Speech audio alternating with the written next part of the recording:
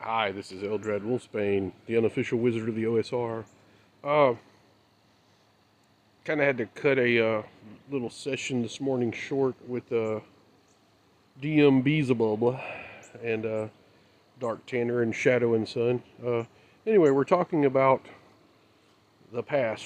Dragon magazines. When the game first came out, they had the strategic review, and then later on they had a house magazine, an old TSR called The Dragon.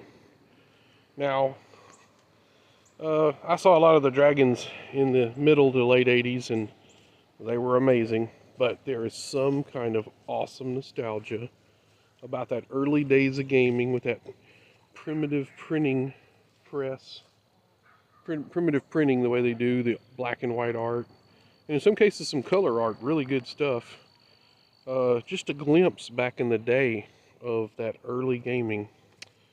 I find it absolutely amazing. Various articles about Metamorphosis Alpha, how people are doing their AD&D games, and in some cases AD&Ds, all the books hadn't come out yet, so they were kind of juggling all these rules, awaiting the first edition AD&D to come out. And also about that time, just a little bit later into the early 80s, you had the basics. You had the blue basic set in the late 70s, and then in the early 80s you had the red box, the BX set, and then a little bit farther along in the 80s you had the Beckme, But there's some super great charm about the blue cover, the BX cover, and of course AD&D has that unbelievable charm. Crazy thing is looking in the past is everyone went to AD&D, and mysteriously everyone in the OSR, or majority of the OSR, do everything on a BX framework.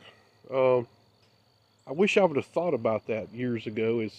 Instead of playing only by the book in my younger days, I would have started to mix and match stuff. In fact, I still remember a few times meeting those old neckbeard dungeon masters, and they were, house ruling a bunch of stuff, and I was appalled by it. But as years go by, I love to see a dungeon master with hybrid stuff and house rules.